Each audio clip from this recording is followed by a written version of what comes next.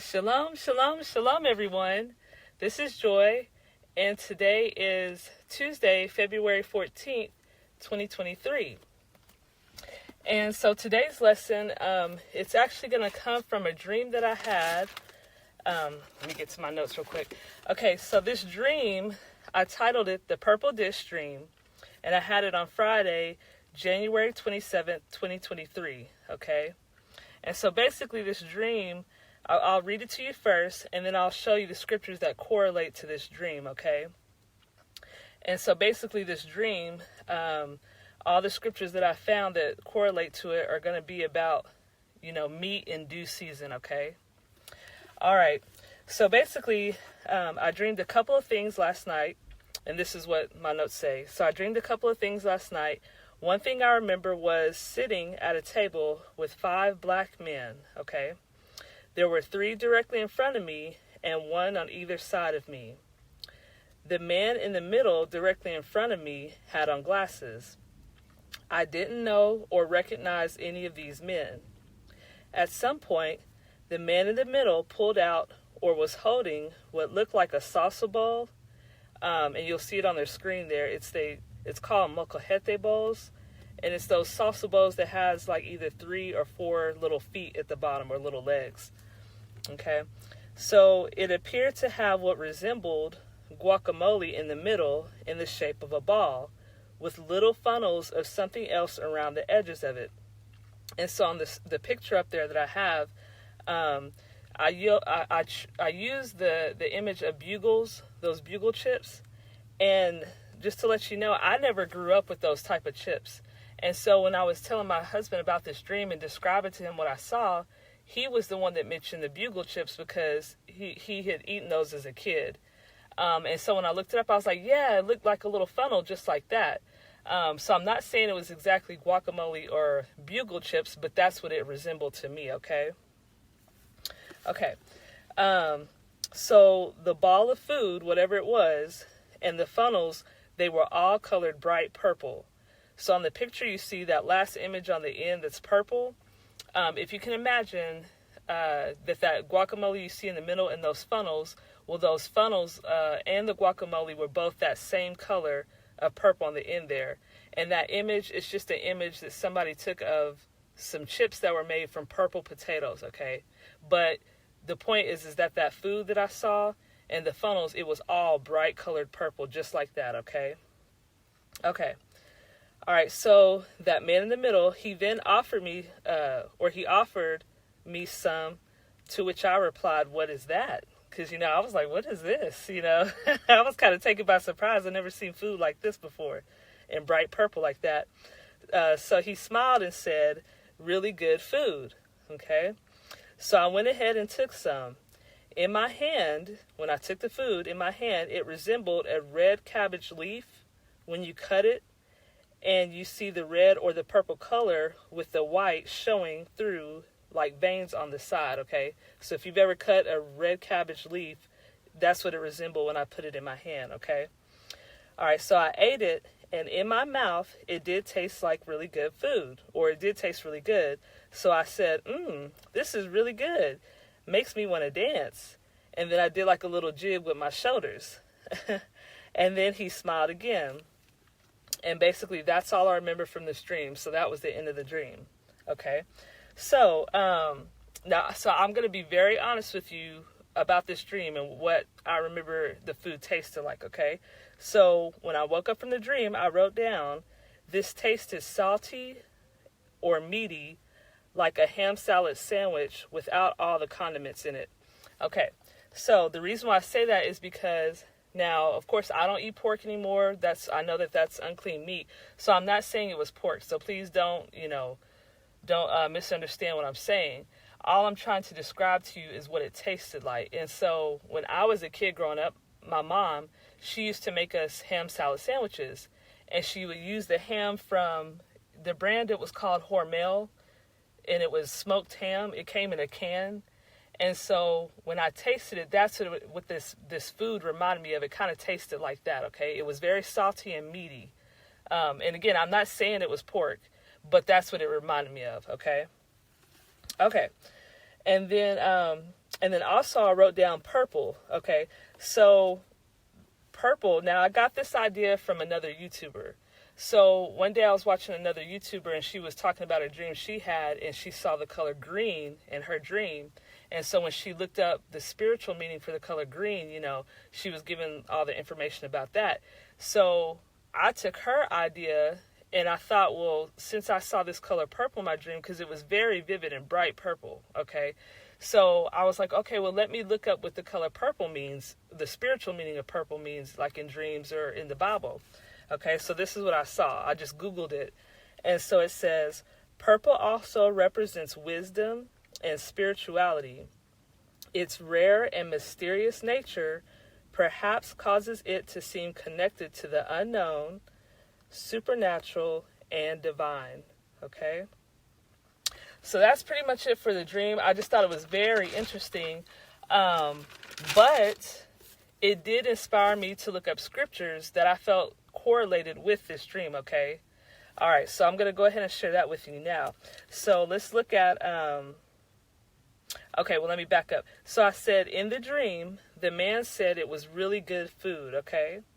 All right, so this can be found in Psalms chapter 103, verse 1 through 5. So let's turn there.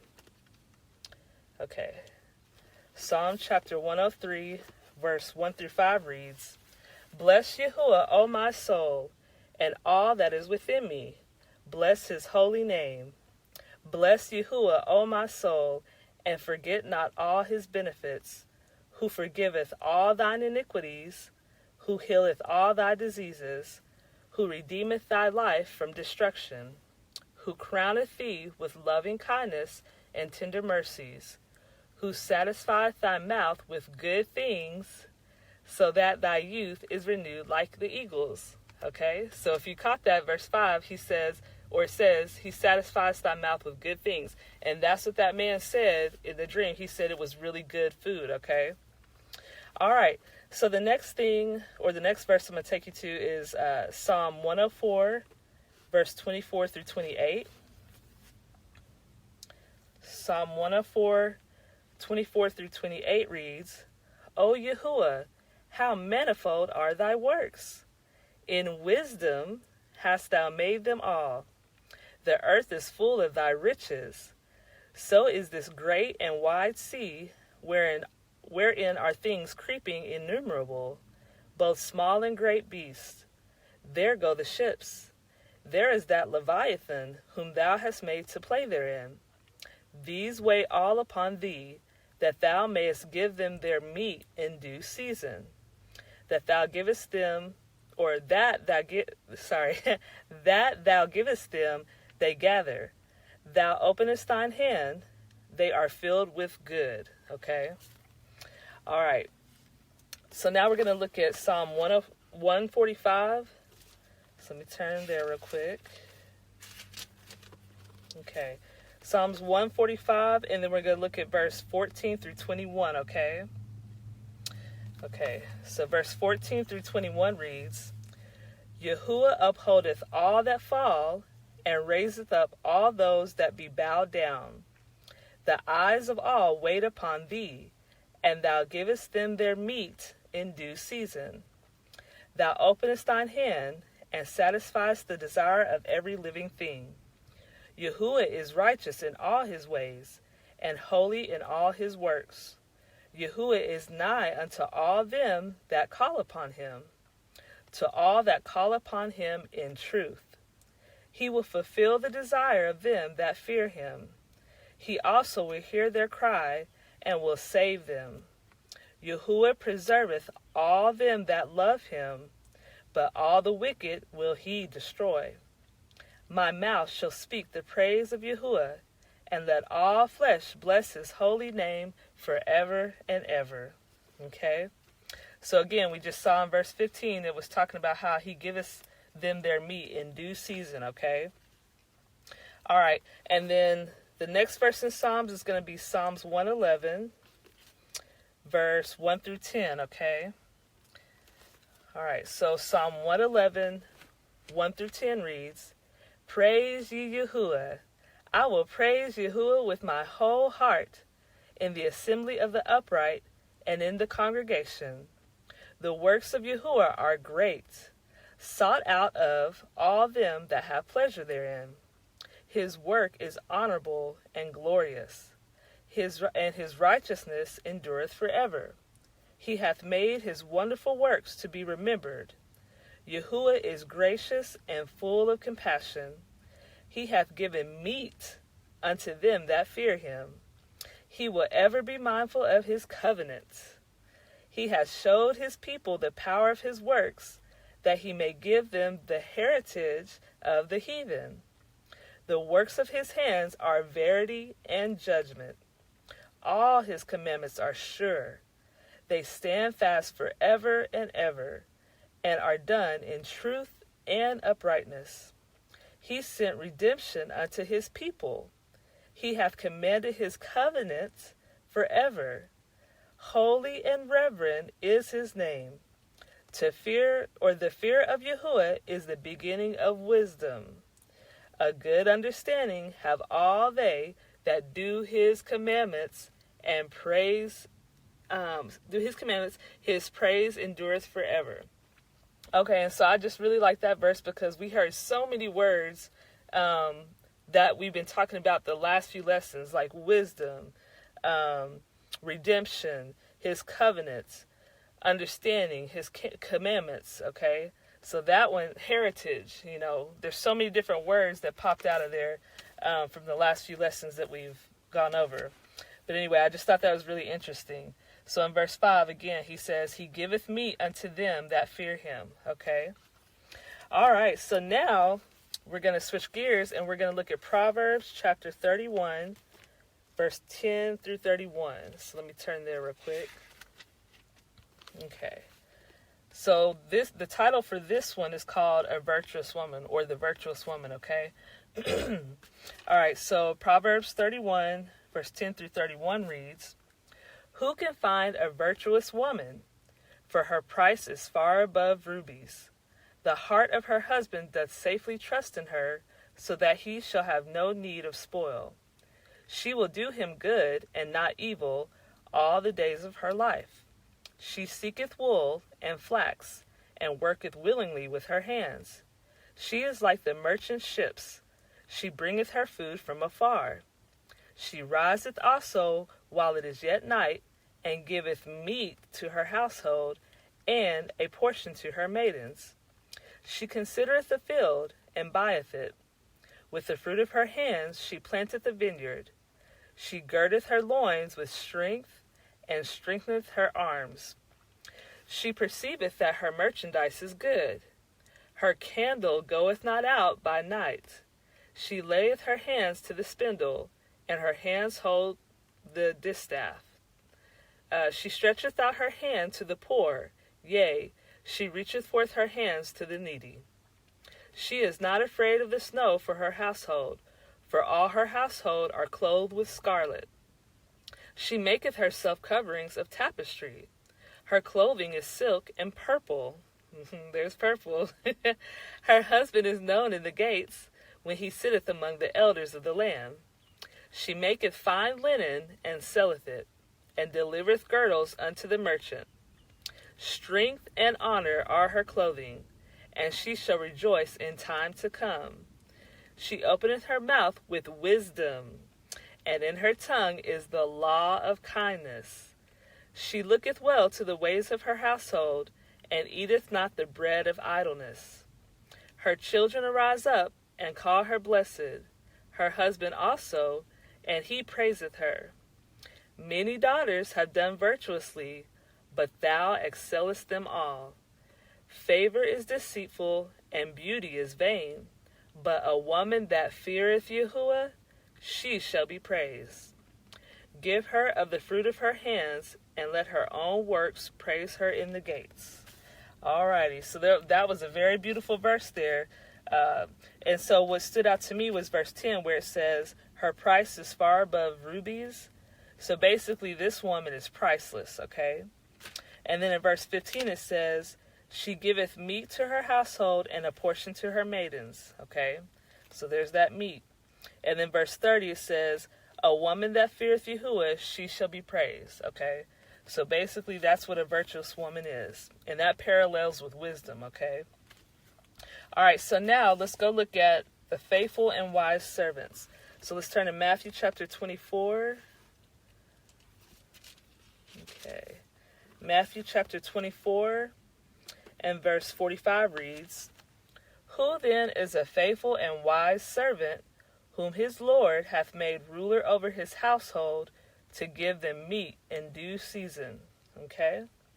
All right, so let's see who this faithful and wise servant, or who a faithful and wise servant is, okay? So let's turn to Luke chapter 12. Let's see, Luke chapter 12. All right, and then we're going to read verse 37 and then verse 42, okay? So Luke chapter 12, verse 37 reads, "Blessed are those servants," and this is Yahushua speaking, "Blessed are those servants whom the Lord, when he cometh, shall find watching."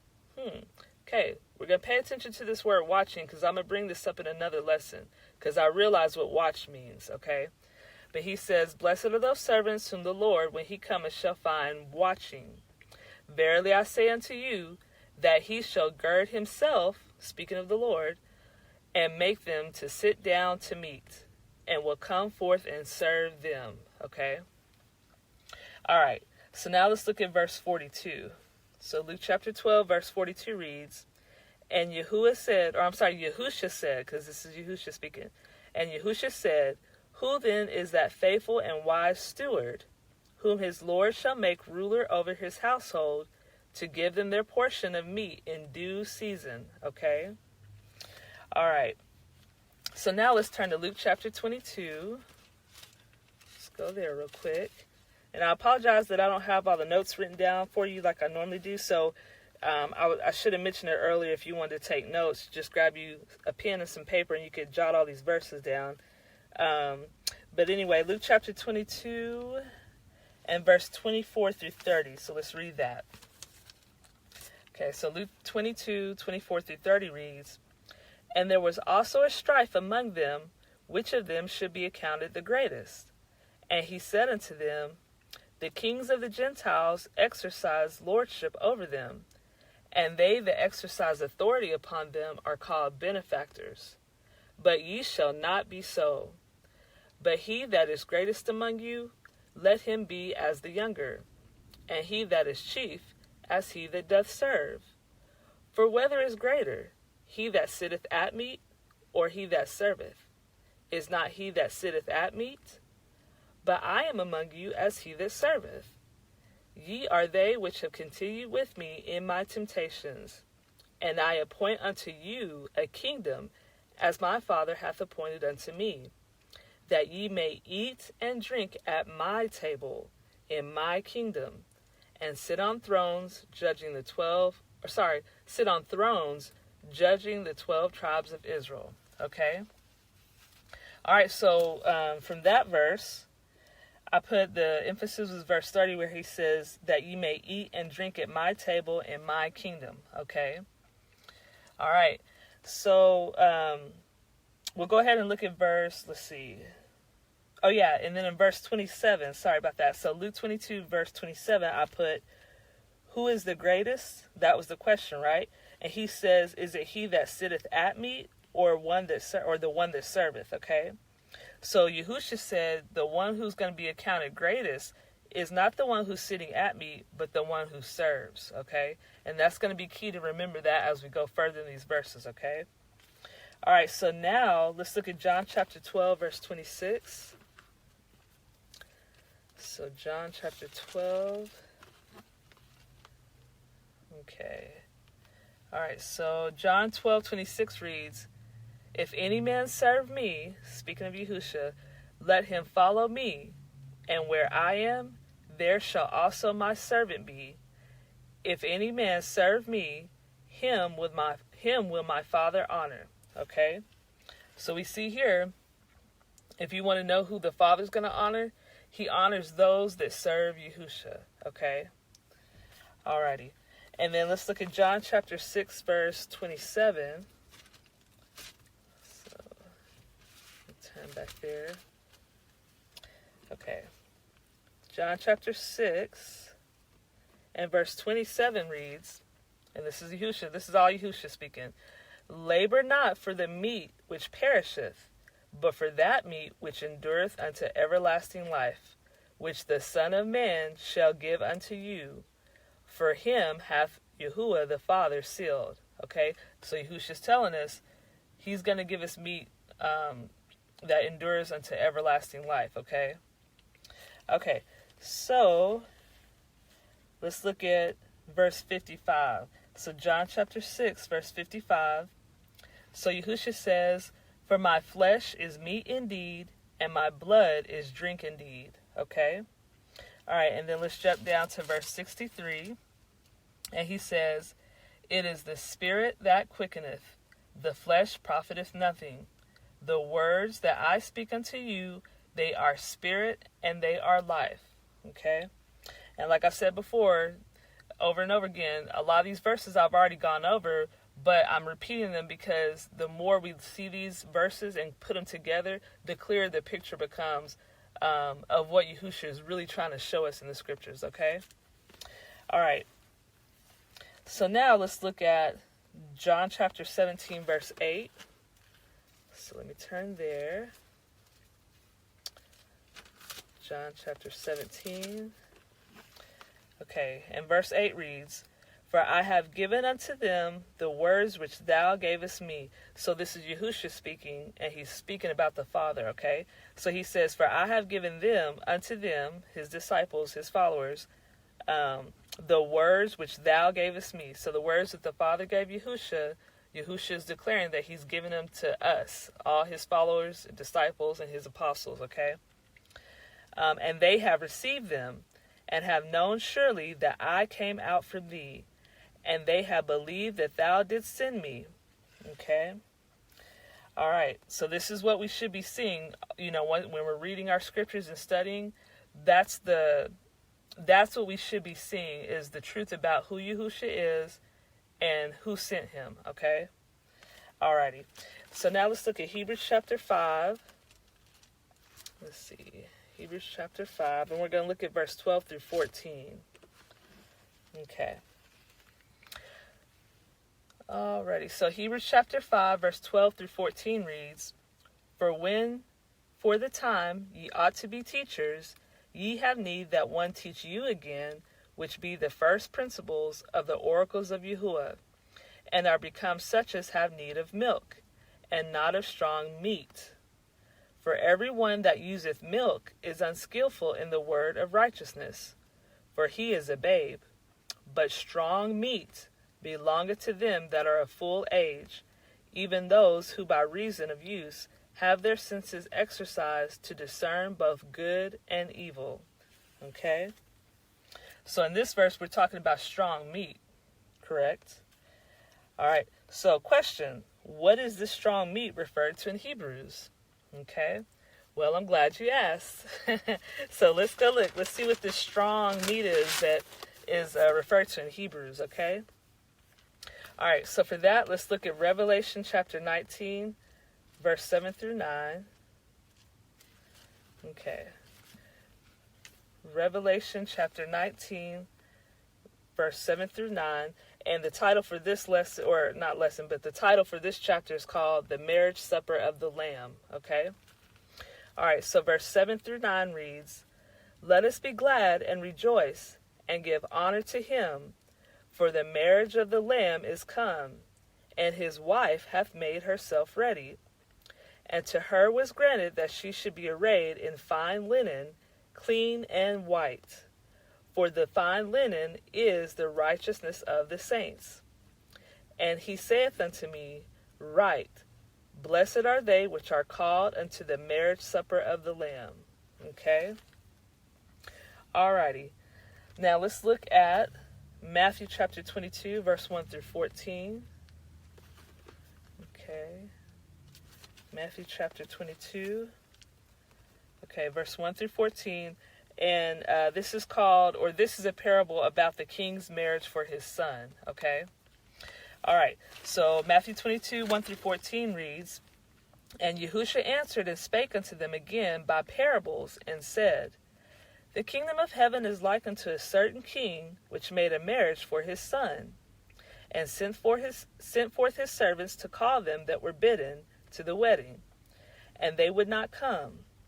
Again he sent forth other servants, saying, Tell them which are bidden, Behold, I have prepared my dinner, my oxen and my fatlings are killed, and all things are ready. Come unto the marriage. But they made light of it, and went their ways, one to his farm, another to his merchandise. And the remnant took his servants, and entreated them spitefully, and slew them. But when the king heard thereof, he was wroth, and he sent forth his armies, and destroyed those murderers, and burned up their city. Then saith he to his servants, The wedding is ready, but they which are bidden were not worthy. Go ye therefore into the highways, and as many as ye shall find, bid to the marriage. So those servants went out into the highways, and gathered together all as many as they found, both bad and good. And the wedding was furnished with guests. And when the king came in to see the guests, he saw there a man which had not on a wedding garment. And he saith unto him, Friend, how camest thou in hither not having a wedding garment? And he was speechless. Then said the king to the servants, Bind him hand and foot, and take him away, and cast him into outer darkness. There shall be weeping and gnashing of teeth. For many are called, but few are chosen. Okay? So for that verse, I put down verse 4, where he says, I have prepared my dinner, my oxen and my fatlings are killed, and all things are ready. That equals Proverbs chapter 9, verse 1 through 6. And remember, we went over that in that 4-part series about wisdom. So specifically in Proverbs chapter 9, verse 2, that's where it said, Wisdom hath killed her beast and furnished her table. Okay? So I just thought that was interesting how that connected back to that verse. Okay. And then in Matthew chapter 22, verse 8, it said, The wedding is ready, but they which are bidden were not worthy. Okay. All right. And then verse 11, he said, The king came to see the guests, and he saw there a man which had not on a wedding garment. Okay. And then verse 14, it said, For many are called, but few are chosen. So I wrote those down because every time I would see those verses, that would haunt me, because I was like, man, I don't want to be like that man that didn't have on his wedding garment, and I'm sure you don't want to be in that position either. So I wanted to look deeper into that verse 11 specifically, where he says he had not on a wedding garment. So I was like, well, what is this wedding garment? Okay. So for that, let's look at Revelation chapter 7. So let's turn there real quick, because this is something that my older sister and I saw a couple of years back when we first, came into the awakening and we were studying our scriptures. I always read from the King James Version. That's just my personal preference. But she had, I think it was an NIV. Yeah, I think she was reading from the NIV, okay? So let me go ahead and read to you what's in my version, the KJV. And it's, okay, well, first look at Revelation 7, verse 13 through 14, and it reads, And one of the elders answered, saying unto me, What are these which are arrayed in white robes? And whence came they? And I said unto him, Sir, thou knowest. And he said to me, These are they which came out of great tribulation, and have washed their robes, and made them white in the blood of the Lamb. Okay? All right, so we're seeing these robes that are white, and they've been washed in the blood of the Lamb, okay? All right, so now let's look at Revelation chapter 22. So let me turn there. Revelation 22, and we're going to be looking at verse 12 through 14, okay? And then I'll show you what my older sister and I saw back in the day when we, came across this verse. Okay. So in the KJV, it says, and again, this is Revelation 22, 12 through 14, and it says, excuse me, And behold, I come quickly, and my reward is with me, to give every man according as his work shall be. I am, and it says Alpha and Omega, that's the Greek version, but really the Hebrew version should say, I am the Aleph and the Tav, the beginning and the end, the first and the last. Blessed are they that do his commandments, that they may have right to the tree of life, and may enter in through the gates into the city. Okay? So, this is when my sister and I, we came across this verse, and she, like I said, she was reading from another version, and I believe it was the NIV. Okay, so, if you look that same verse up, Revelation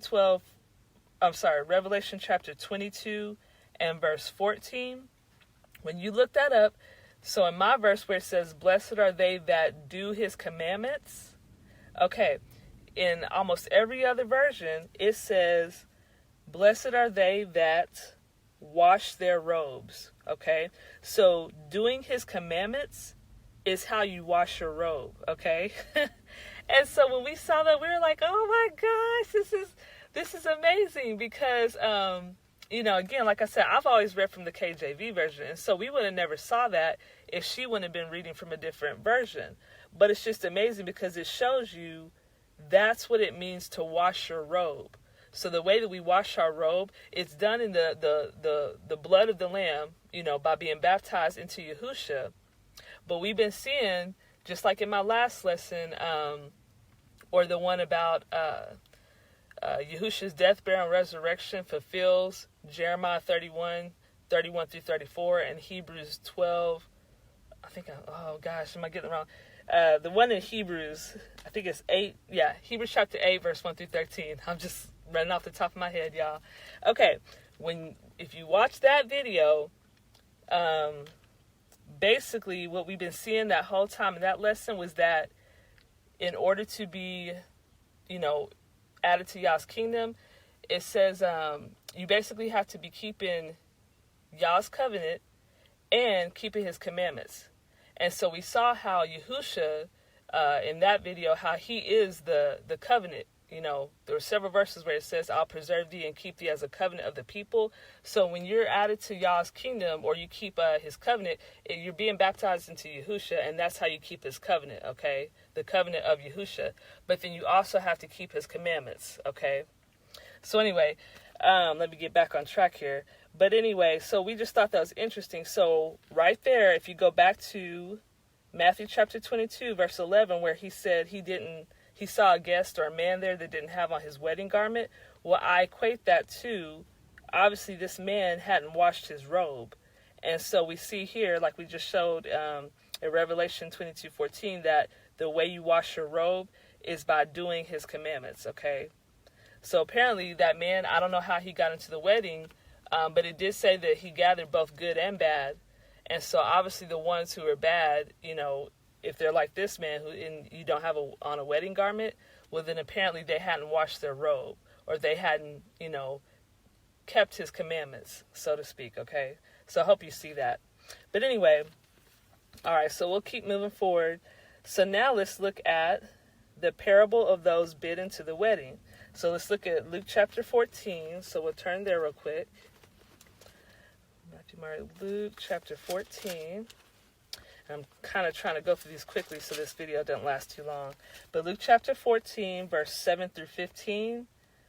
Okay, let's read that. Okay, so it says, and he put forth a parable to those which were bidden, when he marked out how they chose out of the chief room, saying unto them, when thou art bidden of any man to a wedding, sit not down in the highest room, lest a more honorable man than thou be bidden of him.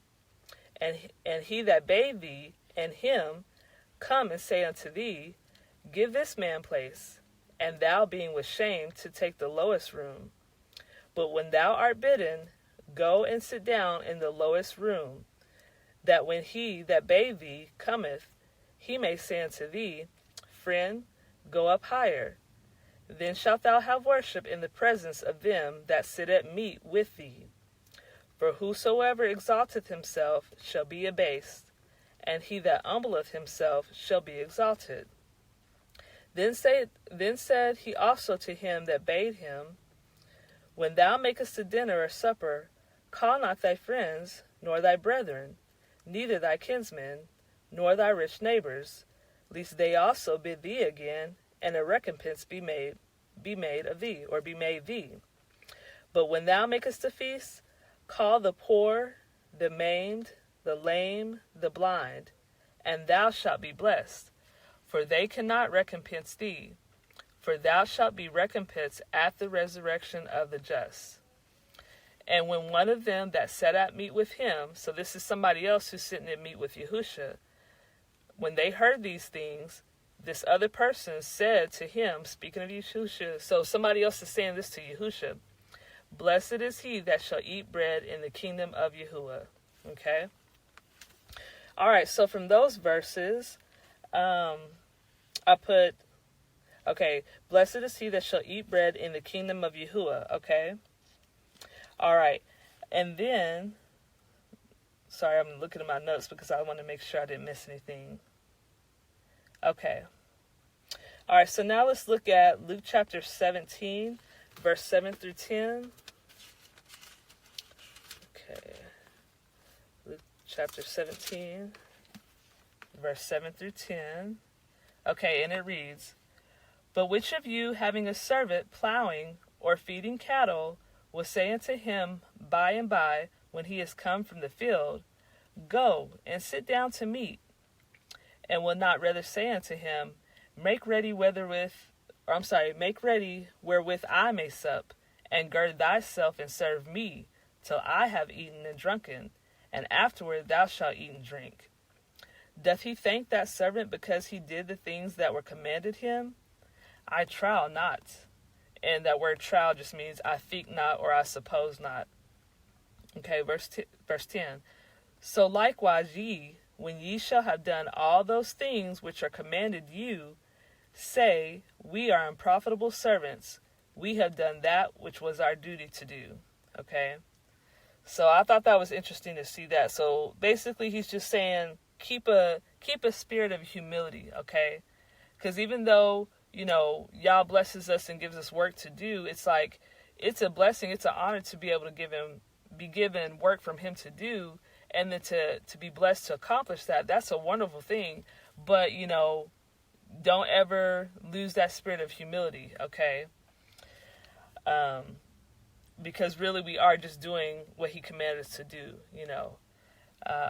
But anyway, I just thought that was interesting. All right, so from there, since we're speaking about humility, now we're going to turn to Proverbs chapter 15, verse 33.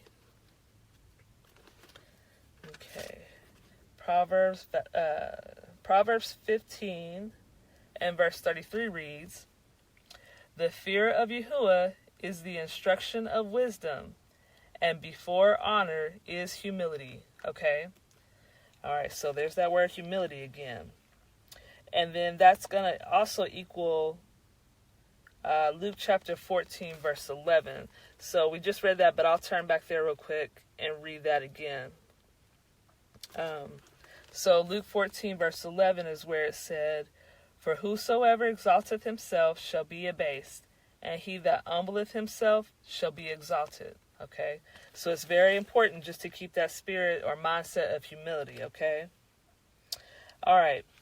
So basically, I wrote down our ultimate goal, and that's our ultimate goal is going to be found in Luke chapter 24, verse 13 through 21. So let me turn there. Okay, Luke chapter 24.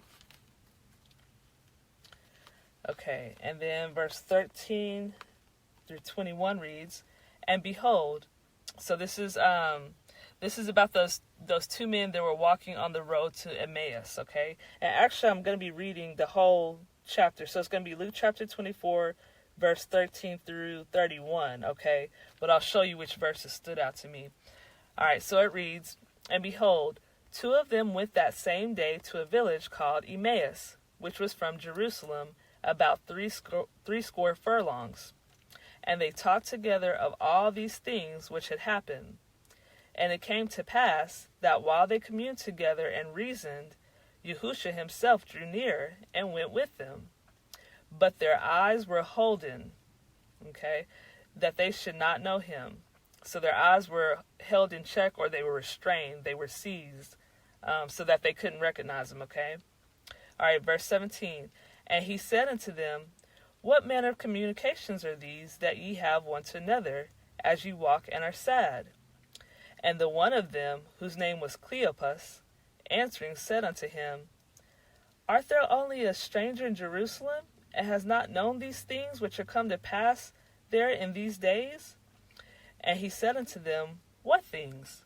And they said unto him, Concerning Yahushua of Nazareth, which was a prophet, mighty in deed and word before Yahuwah and all the people, and how the chief priests and our rulers delivered him to be condemned to death, and have crucified him.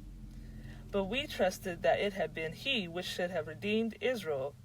And beside all this, today is the third day since these things were done.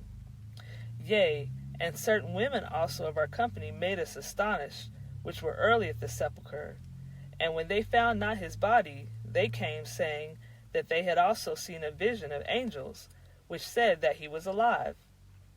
And certain of them which were with us went to the sepulchre, and found it even so as the women had said, but him they saw not. Then he said unto them, O fools, and slow of heart to believe all that the prophets have spoken. Ought not Mashiach to have suffered these things, and to enter into his glory? And beginning at Moses and all the prophets, he expounded unto them in all the scriptures and things concerning himself. And they drew nigh unto the village whither they went, and he made as though he would have gone further. But they constrained him, saying, Abide with us, for it is towards evening, and the day is far spent. And he went in to tarry with them. And it came to pass, as he sat at meat with them. Okay, so this is what we've been talking about, sitting at meat, or get meat in due season, correct? Okay, verse 30 again. It came to pass, as he sat at meat with them, he took bread, and blessed it, and brake, and gave to them. And their eyes were open. Okay, I want you to see that. When they were sitting at meat, this is when their eyes were open, and they knew him, and he vanished out of their sight. And they said one to another, Did not our heart burn within us while he walked with us by the way, and while he opened to us the scriptures? And they rose up the same hour, and returned to Jerusalem, and found the 11 gathered together, and them that were with them, saying, Yahusha is risen indeed, and hath appeared to Simon. And they told what things were done in the way, and how he was known of them in breaking of bread. Okay, so what stood out to me was that not only did he break bread in verse 30, it says he took the bread and blessed it and brake it and gave it to them. And that's when their eyes were open. That's when they recognized him, okay, when he broke the bread. Now, he broke the bread physically in verse 30, correct? But when you think about it, he also broke bread with them, or gave them meat, in verse 27, okay? Let's look at it again. So he broke the bread in the spiritual sense. So Luke 24:27 said, And beginning at Moses and all the prophets, he expounded unto them in all the scriptures the things concerning himself. So essentially, that's what getting your meat in due season is all about. When you're studying your scriptures, which is watching, and I'll explain that in the next lesson. When you're studying your scriptures, Yahusha sees that. When he sees you studying, he's going to actually sit down with you, in the spiritual sense, by the Ruach HaKodesh, and he's going to expound to you in the scriptures all things concerning himself. That is you getting your meat in due season, okay? So I hope you see that. And that's when your eyes are going to be open, just like these men. Even though their eyes were open when he broke the bread physically, well, in the spiritual sense, your eyes are going to be open when he breaks bread with you when you're studying your scriptures, okay? And that's when he gives you your meat, okay?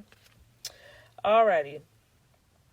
So, I'm trying to look at... Okay, so in conclusion, So in the conclusion of all these verses we read, I said, when Yahusha sits down to serve you his meat, he is teaching you and showing you how to be a servant.